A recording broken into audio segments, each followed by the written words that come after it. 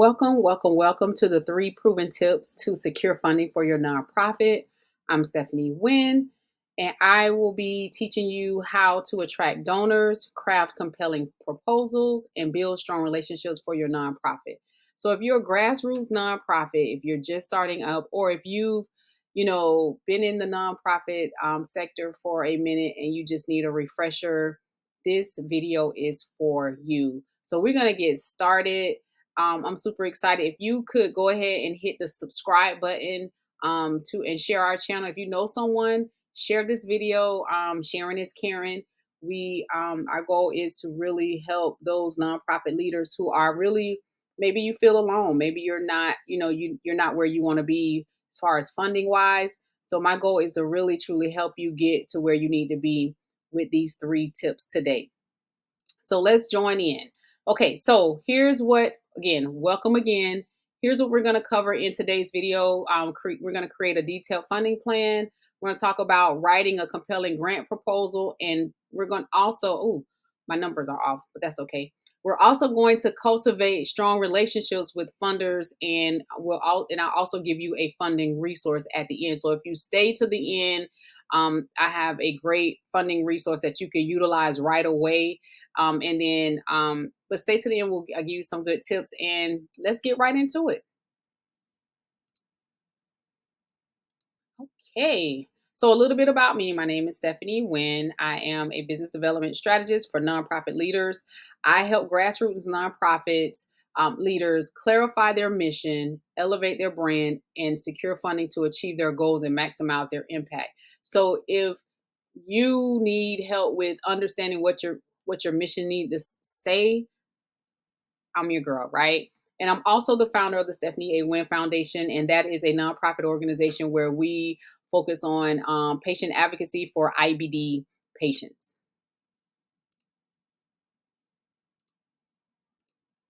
All right, so let's get into it. So I'm going to provide you with 3 tips to take your funding from good to great. So remember, I hope you have a pen, a piece of paper, but we're going to break down these 3 tips. And remember, like, your goal is to get funding, and you need to be in a position to get funding. Oftentimes, what happens is you have your designation letter from the IRS, and then you're applying for like all of these grants, but the problem is that your mission is not aligning with these funders' missions, right? And so a lot of times you get no's, or you're just not in a position to get funding, meaning that your mission isn't there. You don't have a need statement. Your programs aren't established. You're not clear on that. So you really want to get laser focused on, like, how can I put my organization in a position to get funding? And what are the steps that I need to take? They're simplistic, but it does take work. Again, nothing is going to just drop out of the sky. You got to put in the work. And so I'm here. I'm super excited about this video because I want you all to be successful and I want you all to win. All right. So tip number 1, what we're going to do, you're going to create a detailed funding plan. What does that look like? Okay. So first you're going to outline your funding needs and goals. Like, how much funding do you need for your programs, your organization? Do you even have an organization budget? Do you have these things in place? First of all, you should have this before you even got that designation letter.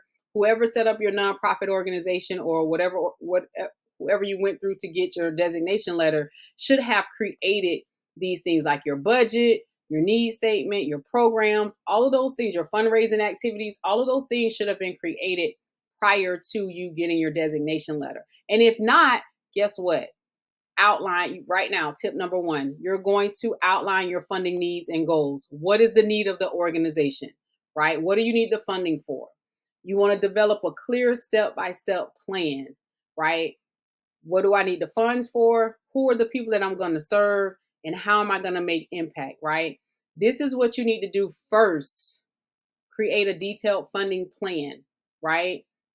Before you ask for funding. Before you secure the funding for your nonprofit, you have to have this in writing, because you have to know the language you're going to say on the grant application, or the sponsorship application for that matter, right? And then you also want to regularly review and adjust as needed. So you may be applying for a $100,000 grant today, But next year you may increase that. Hey, we need to further our mission. We need 250,000, right? I'm just using those as numbers, but you may need that, but you got to update it. So regularly reviewing your funding plan is going to help you stay on track for getting the funding that you need for your organization. Okay? Right.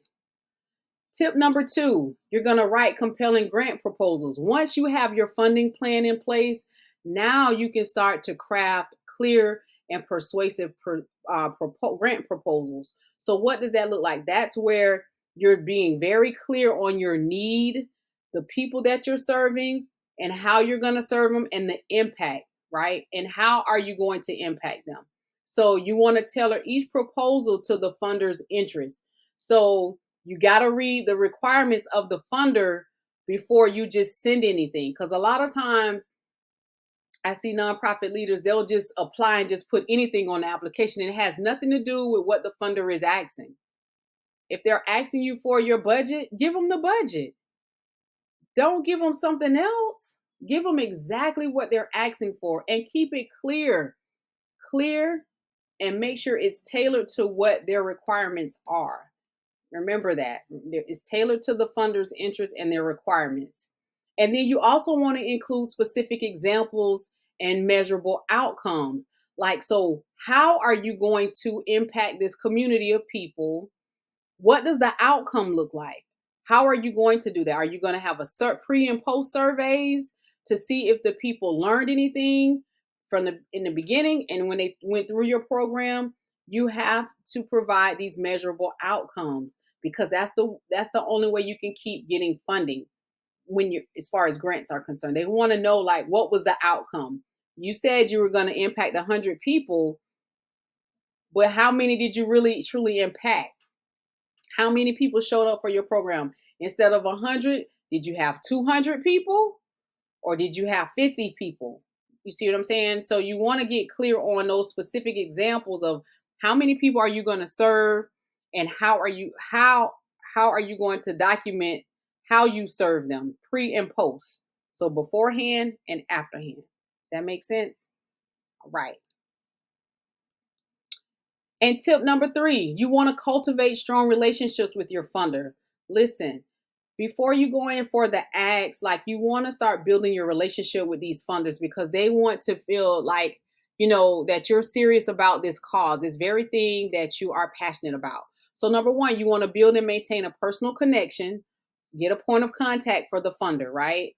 Cultivate that relationship. You want to communicate regularly and share updates with the funder, right? And show your appreciation and involve them in your mission. So if you have events coming up, involve them, invite them, send them little notes. Thank you for sponsoring you. Let them know what's going on, what you're doing, what's going on in the organization. If there's any changes, if you have any galas, any annual events, invite them. You have to cultivate the strong relationships with these funders to continue the relationship, right? Not just get a check, get the funding, and you no longer hear from them. You want to always build that relationship and maintain personal connection because it's all about relationship building and getting to know the funder. So here's how to build relationships with funders. You're going to engage with the funders at industry events. Maybe they have an event, you see this funder out, and through professional networks, right? Maybe you're networking with at an event and you see a potential funder. So this is how you start building these relationships. Then you want to follow up with meetings. With the personalized communication. Maybe you send them an email and invite them on maybe virtual coffee, virtual tea, and just talk to them about what you have going on, what's coming up, what your needs are, to see how your missions can align with each other. And maybe there's some synergy there, right? So, and then the third one is keep potential funders updated on your organization's progress, just like I said before, in the achievements, even before the formal proposal is submitted for the grant or the sponsorship. You want to make sure you keep them updated. Hey, this is what we have going on. Hey, I would love for you to be involved. Do you have any volunteers? You can even ask them to have their employees volunteer for your initiative. They may have employees that want to volunteer. I've seen that too. So you want to make sure you're intentional about keeping up with the potential funders, and you're building that relationship. Okay. So let's do a recap. We talked about number one, we created a detailed funding plan. You're going to outline your funding needs and set clear goals. You're going to develop a structured plan and review it regularly, right? Number two, you'll write a compelling grant proposal. So to do that, you have to craft clear, persuasive proposals that's tailored to your funder's needs and requirements. And you also want to include specific examples, like I stated, how you're going to impact this group of people. Who are they? Where are they located? How you're going to impact them, and how are you going to measure the impact and the outcome that they receive by going through your program, project, or at your event, right? Number three, cultivate strong relationships with funders. This is something that you must do. You have to build a relationship first before you go in for the acts, and be intentional. Work with integrity. You want to build and maintain personal connections with your funders so that they can see and feel the passion that you have for this actual mission that you're on, right? And also communicate regularly, share updates, and show appreciation. Send note cards in the mail to thank them for all that they've done for your organization and all that they are doing in the community, right? Again, you want to build that relationship so that they know that you really are sincere about what it is that your mission, right? Now, here's the weekly funding source. Um, so each week you will be provided with, I will provide you with the funding source. So this is the ultimate donors thank you template. So once you've gotten the funding for your organization, your program, or your project, right? How are you thanking them? Do you send a thank you letter? These are some templates that we put together so that you can thank your donors. And there, all you have to do is plug and play. So these are 8 expertly crafted templates designed for every donor type. So if you got corporate, and I'll show you on this on the next slide. So these are like corporate sponsors, major sponsors, first time sponsors. If you got event donors, like these are all of the templates that you're going to need to, if you got like a church sponsor or donor, these are the templates that you're going to need to thank them. And inside of these templates is just pretty much the email that you would send them, thanking them for, or you could send a letter to them thanking them for providing the funding that you needed to move your mission forward. And gratitude goes a long way. Gratitude goes a long way. I'm serious. And when you're excited about something and you believe in your mission, listen, these thank you, I'm telling you, they want to see these thank you letters, right?